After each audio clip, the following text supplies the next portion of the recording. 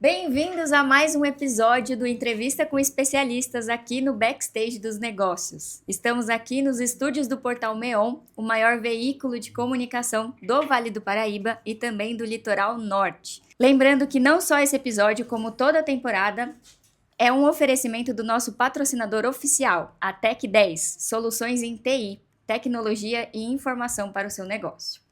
Bom, abrir um negócio requer diversas estratégias por parte dos empresários. E duas das principais estratégias estão justamente na estruturação contábil e tributária. Pensando nisso, nós trouxemos um especialista em contabilidade que vai nos ensinar tudo sobre o começo de uma empresa. Muito obrigada, Danilo Cellini, aqui com a gente. Obrigada por aceitar o convite, pela participação. Seja muito bem-vindo. Obrigado. Vou pedir licença para ler a sua qualificação. Ele é bacharel em contabilidade pela Universidade Cruzeiro do Sul, tem 21 anos de experiência na área, comandando a SP Assessoria. E ele vai compartilhar suas experiências sobre contabilidade gerencial, fiscal, auditoria e planejamento tributário. Bem-vindo, Dan. Obrigado, Ná. Muito obrigado aí pelo convite. Parabéns pelo projeto. Obrigada. Espero contribuir e ajudar o público aí. Amém. Dan, olha, a gente tem recebido vários profissionais aqui, mas eu acho que o principal que todo mundo pensa em primeiro lugar quando vai abrir uma empresa é você, é o contador. E eu queria que, do seu ponto de vista técnico, você explicasse para o pessoal de casa qual a importância de um contador desde a fundação de uma empresa. Perfeito. Bom, vamos lá. O contador é exatamente isso. Ele é importante desde o início da empresa, né? Ele, além dele, ele tá ali para dar o primeiro passo, né? Para os empresários ajudar, né, nessa área. E também depois ajudar na saúde financeira da empresa. A gente fala que a gente também é doutor das empresas, né? E, bom, ele garante, desde o início, ele garante a segurança dos empresários, a segurança que o tipo de empresa que será aberto, né? O empresário ele vai ter sucesso, ele tem que ter segurança na hora de saber se depois que abriu, se está regular, se estão cumprindo as obrigações acessórias. Então ele é meio que um fiscal também, né? E para ajudar os empresários nesse início aí tão importante. Entendi. E quem está abrindo uma empresa agora, quais documentos, quais obrigações contábeis a gente precisa para abrir uma empresa? Perfeito. Bom, para abrir empresa, o empresário ele precisa primeiro ter um planejamento, né? Um planejamento financeiro, ele precisa ter um estudo de mercado, ele precisa saber a atividade dele nesse primeiro momento, o que que vai impactar, né, nesse mercado, como que será, como que vai ser como que o público vai aceitar. E então o que que a gente pede? A gente pede uma métrica de faturamento, né, que ele tem, se ele tem quantidade de funcionário que ele vai precisar para operar, né, aquilo a empresa, se ele tem uma ideia de custos, né, aluguel, despesas com matéria-prima, tudo isso, Tem todo um planejamento para. todo um planejamento, todo um número, que ele precisa trazer para nós para a gente montar um planejamento tributário. E com isso a gente definir qual o tipo de empresa, qual o regime tributário, né? Como que ele vai começar e por onde ele vai começar. Entendi. Quanto tempo leva mais ou menos para abrir uma empresa hoje? Hoje, no Brasil, depende muito do estado e da cidade, tá? Mas em média, de 1 a 15 dias. O MEI, por exemplo, em um dia você tem empresa aberta com o CNPJ, Entendi. né? Em São Paulo, falando, né, São Paulo que eu digo município mesmo, eu já cheguei a abrir empresa com 4 dias. Caramba. Então demanda muito, mas assim, máximo 15 dias Varia muito do segmento que o empresário vai. também. Entendi. E assim, nesse começo de abertura, quais os principais erros que os empresários cometem? Hum, temos alguns. Não vou citar todos, mas a gente tem. A primeira é a confusão entre a vida pessoal e a vida empresarial, né? Tem muito. Então isso é um erro que no início eles cometem. Abriu a empresa tem que ter a sua conta bancária, já abrir e dividir, né? O que é pessoal, o que é da empresa tem que ter na empresa. Um outro ponto é emissão de notas fiscais. Tem muito. No início, o pessoal, na confusão de manter a empresa, né, aquela euforia na hora de iniciar o projeto, deixa de emitir nota para não pagar imposto, né, achando que aquela carga tributária é muito alta, além dos cálculos que são feitos, acaba deixando de emitir nota, né? Um outro ponto importante também é a questão da compra da matéria-prima ou dos produtos e serviços. A compra é essencial, né? A compra é o primeiro passo daquele produto. Então, quanto melhor a qualidade e menor o valor, melhor vai ser a margem de lucro no final. Existe um modelo de abertura de empresa que seja mais vantajoso? Como que é feita essa distinção entre MEI, Eireli, líquida? Tá. Na realidade, assim, o modelo mais vantajoso vai depender muito do, do faturamento, vai depender da escala dessa empresa. A escala, quando eu digo, é o setor onde ele vai atuar, né? O produto em si ou o serviço que ele vai atuar. Então, com base nessas informações, a gente vai montar para ele um planejamento e com isso a gente vai definir qual é a melhor empresa. Então, ele pode pôr um exemplo, né? Se for um pequeno empresário, um prestador de serviço, ele pode começar como MEI. O MEI tem um faturamento anual 81 mil no ano, dá 6.750 por mês. Então, se ele faturar até isso daí por mês, ele pode ser um MEI. Ele vai pagar de imposto R$ 80 por mês, né? Entendi. Então, é uma boa opção. Se for uma microempresa, ele pode faturar acima de 81 mil até 360 mil. E ele vai iniciar, no Simples Nacional, ele vai iniciar pagando 6% de imposto sobre o valor da nota. Entendi. A diferenciação é sempre pelo faturamento. No início sim. Entendi. E se ele faturar acima de 360 mil, até 4 milhões e 800, você tem a empresa de pequeno porte, né? Que é o famoso EPP. O pessoal conhece muito. E esse faturamento vai até 4 milhões e 800. Então, você ainda está dentro do Simples, você está numa alíquota maior, né? Em torno de uns 8,6%, mas você ainda está no Simples pagando menos. Mas ainda assim, se a gente verificar os números e ver que você tem uma margem de lucro boa, né? O custo, as despesas envolvidas, elas são menores, né? Em função da margem de lucro. A gente tem um lucro presumido, né? Que também pode ser. Aí quando você ainda analisa todo o histórico e vê que você tem uma margem pequena, uma despesa e um custo alto, você vem no lucro real. Entendi. Os tipos vão variar, né? Como você citou, a gente tem o MEI, né? Que é essa categoria menor. Você tem o empresário individual. O empresário individual é aquela pessoa física que quer montar uma empresa, né? A diferença dela para o limitada é que o MEI ele só pode ser um, né? Um único MEI. O empresário individual, você tem um requerimento que você registra na junta comercial, só que a diferença dele é que os seus bens, eles são ilimitados, né? Então, se você tiver algum problema, vamos dizer assim, federal, você responde com os seus bens. Entendi. O Eireli, que você citou, ele deixou de existir em 2021. Teve uma alteração na legislação, então em 2021 ele deixou de existir e criaram a Sociedade Limitada Unipessoal, que nada mais é que é o limitada com apenas um sócio. Ah, tá. Hoje já é possível. E quando você tem mais de um sócio, a gente tem a limitada. E a limitada, a responsabilidade dos sócios é a porcentagem, a sua participação no capital social. Entendi. Né? Além dessas, a gente tem a SA, mas aí já é para grandes portes, né? Para grandes investimentos. Também temos essa opção. Por exemplo, se eu começo uma empresa como MEI e ao longo do tempo ela vai evoluindo e tomando uma proporção maior, qual é o limite de tempo que eu tenho para modificar? Tem um prazo? Como que funciona isso? O MEI, você inicia ele. Se você verificar que no meio do caminho, né, você vai estourar o faturamento, a gente tem duas opções. Mas a mudança, ela pode acontecer dentro do período, só que ela pode retroagir ou ir para o próximo ano. O ponto inicial é sempre na virada do ano.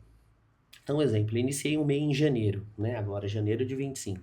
Quando chegou em junho, eu percebi que eu vou estourar o meu limite do MEI. Se eu estourar em até 20% o valor do limite, que vai chegar nos 96 mil, isso até dezembro, se eu perceber que isso vai acontecer, eu sou excluído automaticamente do MEI em 31 de dezembro e para o próximo ano eu tenho que optar ou manter no simples ou algum outro tipo de regime tributário. Entendi. Né? Lucro presumido ou lucro real. Se aí, no decorrer do período eu perceber que eu vou estourar acima de 20% desse limite, aí eu vou retroagir isso em janeiro do próprio ano. E aí eu tenho que recalcular toda a questão dos impostos para o Simples Nacional, que seria, no caso, o regime mais benéfico ainda assim nesse início. Entendi. Dan, vamos supor que eu quero abrir uma empresa e chego lá no seu escritório hoje. Como que é essa conversa inicial? Como que você faz essa tratativa, essa orientação? Certo. Bom, lá na SP, a gente procura entender, conversar, né? Entender o que o cliente está precisando, entender qual a necessidade dele. E com base nisso, a gente vai solicitar os números, né? A gente vai pedir faturamento, a gente vai pedir o mercado, a atividade. Com base nisso, a gente monta um planejamento tributário para ele. Ele retorna, a gente marca uma outra visita, ele vem até o escritório novamente, ou a gente vai até algum lugar que a gente marcar, e eu vou passar para eles as opções, né? Em cima dos números que ele me trouxe. Entendi. Então funciona mais ou menos assim. Contador, então, é um belo conselheiro do empresário. Olha, Não dá para ficar sem. Nesse início é mesmo. É comum que as pessoas tentem, como que eu posso dizer, burlar alguma coisa assim? Dá pra falar assim, eu não preciso disso agora, não dá pra eu sonegar isso aqui? Tentam fazer isso? É É comum? comum, é comum. E no início, então, é mais ainda. Na verdade, eles chegam no escritório falando assim, eu preciso abrir uma empresa e eu quero pagar menos possível. Entendi. Me ajude, por favor. Me ajude, exatamente. Dá pra calcular o impacto tributário desde o começo, assim? Dá pra fazer uma projeção? Dá. É possível. O planejamento tributário que a gente faz com os números, né, que o cliente fornece para nós, ele já configura, né, ele já traz todo o impacto tributário de cada regime. Então a gente coloca lá, né, através de uma planilha, a gente demonstra os cenários. Ó, se você estiver no Simples Nacional, isso daqui de imposto, lucro presumido, lucro real. Como funciona o lucro presumido? O lucro presumido, o próprio nome já diz. Ele presume uma porcentagem do seu lucro. Então, vou dar um exemplo de uma empresa que é prestadora de serviços, ramos em geral. Então, a Receita, ela prevê uma base em cima do seu faturamento, ela prevê que 32% do seu faturamento seria o seu lucro. E com base nessa porcentagem dos 32%, a gente calcula os impostos. Entendi. Os federais, PIS, COFINS, IRPJ, contribuição social. Tudo com base na porcentagem que é definida. Os 32 eles servem para o IRPJ e a contribuição social. Num segundo momento, a gente definiu a base, aí você vai calcular o IRPJ e a contribuição social, que seria 15% e 9%. E o PIS e COFINS é sobre o valor de faturamento, mas numa alíquota menor. Entendi. Né? Tem uma alíquota específica no caso do lucro presumido.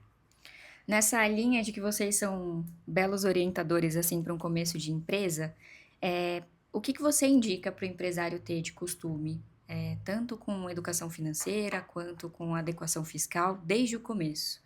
Vocês fazem também esse aconselhamento? Fazemos. Na realidade, a gente está com o cliente desde o início, né? Assim que ele procura a gente aconselha ele a dar os primeiros passos. E depois tá junto com ele até aí ele seguir no ramo dele, no sucesso, que ele consiga crescer. Uhum. O conselho que a gente dá é assim, tem que ter planejamento financeiro, né? tem que ter, em cima do planejamento financeiro, uma reserva de 3 a 6 meses, pelo menos, daquele valor, que é para você ficar tranquilo. Porque o problema na realidade a gente fala do empresário, mas o problema acho que um pouco tá do brasileiro, né? O brasileiro, ele é muito ansioso no dia a dia. Então, assim, no início, ele quer começar. Ele viu uma oportunidade e Sem ele saber quer... muito como ele vai fazer, mas ele quer começar. Exatamente. Muitas vezes ele chega para nós, é isso, ó, eu tô montando um negócio novo, eu preciso abrir uma empresa, como que eu faço, quanto tempo demora, né? Entendi. Aí a gente chama ele e falou, calma, vamos lá. Os primeiros passos, fazemos o planejamento, mostramos para eles como que funciona cada tipo de imposto, cada regime tributário, né? Junto com ele, escolhemos a melhor opção, fazemos a abertura da empresa e aí vamos seguindo, né? Então, planejamento financeiro, ele tem que ter um programa de marketing muito bom, né? Ele tem que focar na parte de venda. Você tem que estar hoje onde o seu cliente está, né? Então, em cima do mercado que você escolheu, né? Aonde que o seu cliente está? Ele está nas redes sociais? Ele está nos marketplaces? Né? Então, a gente instrui ele a todo esse caminho. E no escritório de vocês também fazem toda a parte de folha de pagamento, contratação, demissão, isso também é abordado? Sim, temos todos o suporte para o cliente. Toda a parte de contratação do funcionário, às vezes entrevistas nós fazemos com o funcionário, toda a parte de enquadramento sindical que precisa fazer, damos todo o suporte para eles nessa parte. O funcionário vem até o escritório muitas vezes, a gente dá todo o suporte na parte de assinatura do contrato, da documentação, encaminha ele para fazer um exame, encaminha ele às vezes até para abertura de conta, porque alguns funcionários não têm, então a gente encaminha. Então a gente dá todo esse suporte do início. Tem algum exemplo assim que você possa dar de um cliente que te demande vários pontos do contador? Tenho sim. Eu tenho um cliente no escritório que a gente é uma empresa de construção civil. E a gente faz toda a parte de, vamos dizer assim, o RH e o departamento pessoal, né? Então a gente tem a gente ajuda ele na parte da contratação, que é a seleção dos funcionários. Ele passa para nós o perfil que ele quer. Ó, eu preciso de uma pessoa nesse perfil. A gente vai no mercado, em busca desse profissional. Trazemos eles até o escritório, marcamos uma entrevista, conversamos, apresentamos depois essa entrevista, né? Esse documento que a gente formula desse funcionário para o cliente. Ele aprova a contratação. Ele aprovando esse funcionário, ele retorna até o escritório. A gente faz toda a parte de admissão, contrato, os exames admissionais. Esse funcionário assina toda essa parte da documentação. A gente depois encaminha ele para a empresa no dia que ele vai começar. Entendi. E aí ele chega lá já orientado. Legal. Com tudo que ele precisa fazer. Nesses 21 anos de experiência, qual caso assim te marcou que você leva de experiência? Olha, temos muitos casos. Na nossa área, todo dia a gente tem uma surpresa. Existem problemas assim que seriam facilmente evitados se tivessem te consultado antes? Ah, sim. Com certeza. Nossa, absoluto. Eu tive um caso hoje mesmo, lá de manhã. Um cliente me ligou, falou, eu tô com esse problema. Era não estava relacionado ao funcionário, mas estava relacionado ao financeiro. Pô, aconteceu isso, eu posso agir dessa forma? Eu falei assim, mas para mim você já estava agindo. Como assim? A Exatamente. partir de agora? Mas eu posso. Eu falei, você deve. A gente criou todo um cenário, né? Criamos todo um planejamento para você seguir e vocês não estão se fazendo. E aí ele acabou tomando um prejuízo, vamos dizer assim, financeiro, mas graças a Deus a gente conseguiu contornar em parte, inclusive na próxima semana eu vou lá conversar com ele. Que legal. Existe também a ideia, muitas vezes vendida, a gente até vê em vídeos da internet, que escritórios de contabilidade fazem uma chamada, venha para o nosso escritório que a gente vai te fazer pagar menos impostos. Como que é feito isso, Dan? Vocês realmente conseguem abaixar Explica para o pessoal de casa que não entende, assim como eu, que mágica é essa? Na realidade não existe mágica, né? Uhum, Isso é já exatamente uma chamada de marketing, entendi. né? Milagres não existem. Mas o brasileiro, ele gosta de pagar menos. Então, quando você vê uma chamada dessa, é justamente o marketing. Ele traz mesmo o cliente e aí lá eles fazem toda uma estrutura, conversa com você. A mesma coisa que nós fazemos no escritório, eles vão fazer. E a gente vai definir lá um planejamento tributário melhor. Pode ser o MEI, né? Pode ser uma outra empresa, uma microempresa no Simples Nacional.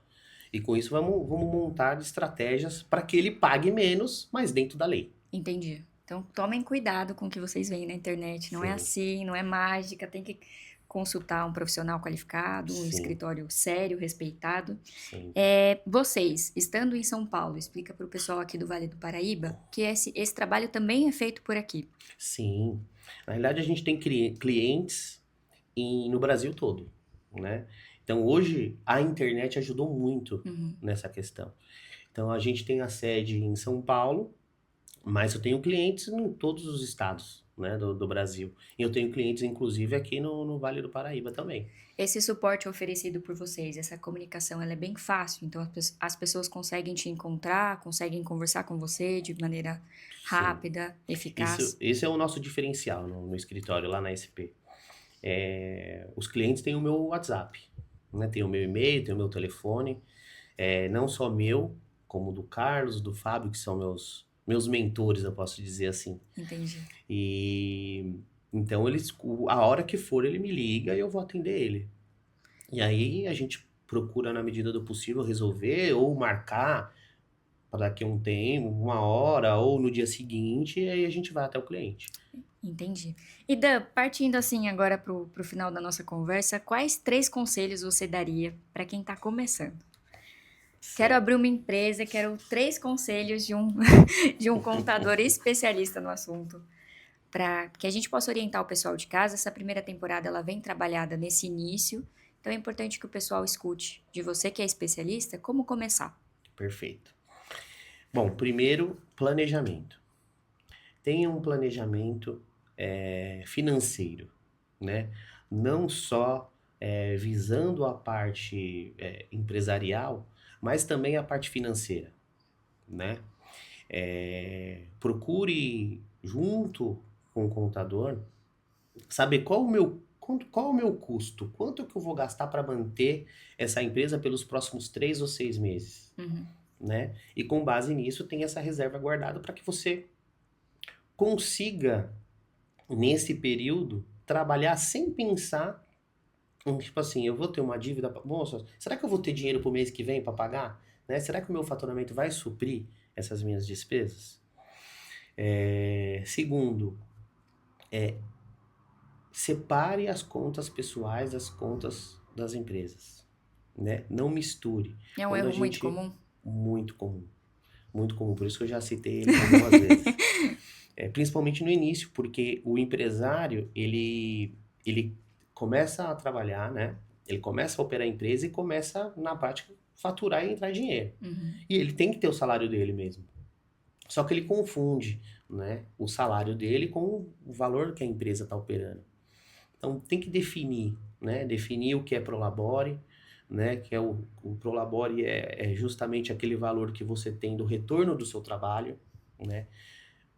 No final apurou, né, as receitas, as despesas, os custos, sobrou o lucro, aí sim você retira o a mais, né? Então isso é um ponto. E o outro é o marketing. Eu acho que o marketing está aí hoje, né, na atual. A gente precisa estar nas redes sociais, a gente precisa estar onde o nosso cliente está, Uhum. né? A gente precisa estar nas redes sociais, a gente precisa estar nos marketplaces, né? A gente precisa estar no dia a dia vendo as nossas vendas, acompanhando as vendas, acompanhando os lucros. Então, esse é um conselho que eu dou para todo mundo aí nesse início. Poxa, legal, Dan. Muito obrigada pelas suas dicas. Queria que você deixasse para o pessoal de casa alguns livros que eles possam ler, ou alguma fonte de informação, ou o seu próprio site, ou o seu contato. Claro. Bom, Livros eu tenho vários, né? Mas eu acho que o empresário não vai querer saber só de contabilidade de números, né? Nesse momento. Então eu vou deixar aqui o nosso site, né? É www.spassessoria.com.br, né? Lá a gente tem muitas informações que aí o pessoal vai procurar bastante, principalmente nesse início, tem bastante coisa lá para eles.